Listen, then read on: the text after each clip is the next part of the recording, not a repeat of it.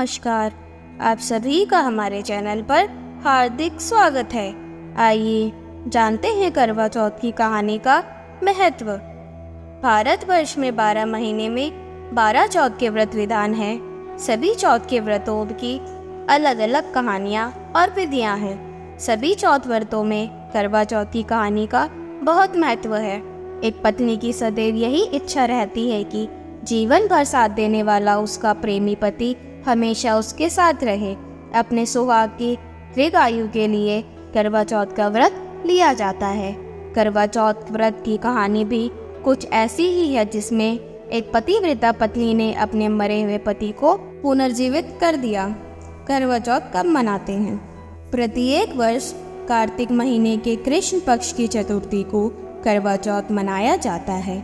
हाँ, यह नैतिकता की शिक्षा है कि कैसी कैसी पतिव्रता स्त्रियां हुई और किस तरह से उन्होंने अपने पतिव्रता बल पर पति को मौत के मुंह से बाहर निकाला। आइए विस्तार से पूरी कहानी सुनते हैं। करवा चौथ माता की कहानी। एक बार की बात है, एक साहूकार के 7 बेटे और एक बेटी थी। बेटी का विवाह हो चुका था। बेटी अपने मायके में आई थी। बेटी का नाम करवा था। सातों भाई अपनी इस इकलौती करवा बहन को बहुत गहरा प्रेम करते थे। अपनी बहन का पूरा ध्यान रखते थे। जब करवा मायके में आई हुई थी तो एक दिन शाम को सभी भोजन करने के लिए बैठे। कार्तिक मास कृष्ण पक्ष की चतुर्थी तिथि थी। अतः घर में साहूकार की सभी बहुओं ने और साहूकार की बेटी करवा ने चतुर्थी एवं चौथ का व्रत रखा हुआ था। जब साहूकार के सभी बेटे भोजन के लिए बैठे तो उन्होंने अपनी बहन को भोजन के लिए कहा। भाइयों का भोजन करने के लिए बुलाने पर बहन ने कहा, भाई अभी चांद नहीं आया है, जब चांद आ जाएगा तब मैं चांद को आग्रह देकर व्रत पूरा करके ही भोजन करूंगी। करवा के ऐसे कहने पर भाइयों को चिंता हुई कि बहन भूखी है और अभी चांद भी नहीं आया है।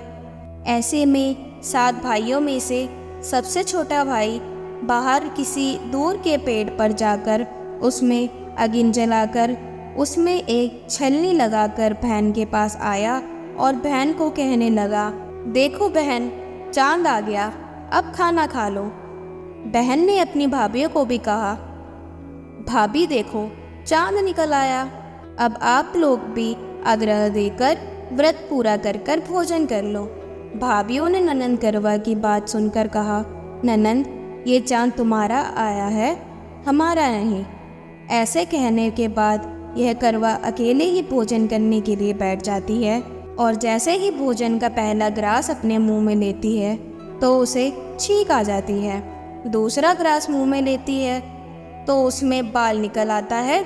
इसके बाद जैसे ही भोजन का तीसरा ग्रास मुंह में लेने को रखती है तो उसी समय उसे ससुराल से न्योता आता है कि उसके पति का स्वास्थ्य बहुत खराब है, वह शीघ्र पति को देखने ससुराल आ जाए। इसके बाद उसकी भाभी उसे सच्चाई बताती है कि उसके साथ ऐसा इसलिए हुआ क्योंकि उसने करवा चौथ का व्रत तोड़ दिया था। उसके भाइयों ने आग जलाकर झूठ कहा कि चांद निकल गया और उसने सच मानकर अपना व्रत तोड़ दिया। इसी कारण उसका पति बीमार हुआ। सच्चाई जानने के बाद जब करवा अपने ससुराल को जाती है और यह प्रतिज्ञा करती है कि मैं अपने पति को कुछ नहीं होने दूंगी, दुर्भाग्यवश जब करवा अपने ससुराल पहुंची तो उसका पति प्राण छोड़ चुका था। पति के प्राण चले जाने पर करवा अपने दुख को सहन नहीं कर पाती है और सभी से कहती है कि मैं अपने पति का अंतिम संस्कार नहीं होने दूंगी।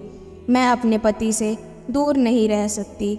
मैं एक पतिव्रता और सतीत्व की शक्ति से अपने पति के प्राणों को वापस लाऊंगी। करवा की इन बातों को सुनकर सब उसे पागल पागल कहने लगते हैं और करवा के पति को शमशान में अंतिम संस्कार के लिए ले जाया जाता है।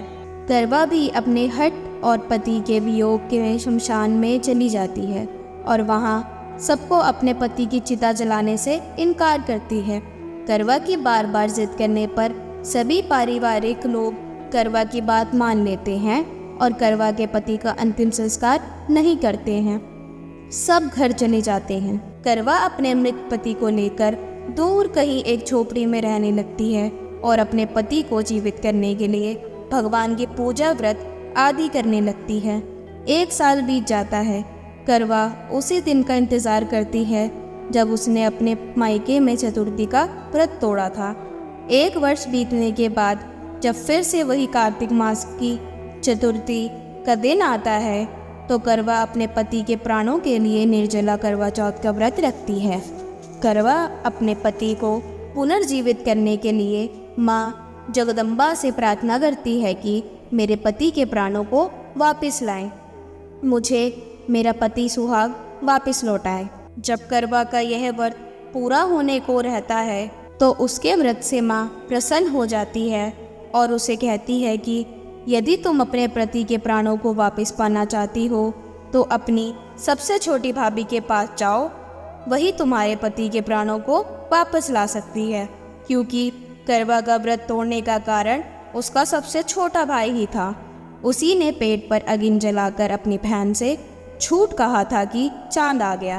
अतः करवा अपने सबसे छोटी भाभी के पास जाती है और उनके पाँव को पकड़कर कहने लगती है कि मुझे मेरा सुहाग वापस दिलवा दो। बार बार कहने से करवा की भाभी अपनी छोटी उंगली को खींचकर उससे रक्त अमृत निकालती है और करवा के पति के मुंह में डालती है।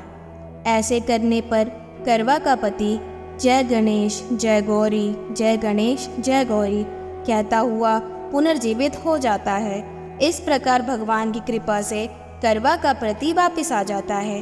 तब करवा माँ गौरी से प्रार्थना करती है कि माँ गौरी, जिस प्रकार आज आपने इस करवा को फिर से सुहागन बनाया और चिर सुहागन का वरदान दिया, ठीक उसी प्रकार हे माँ सभी स्त्रियों को सुहागन का वरदान मिले।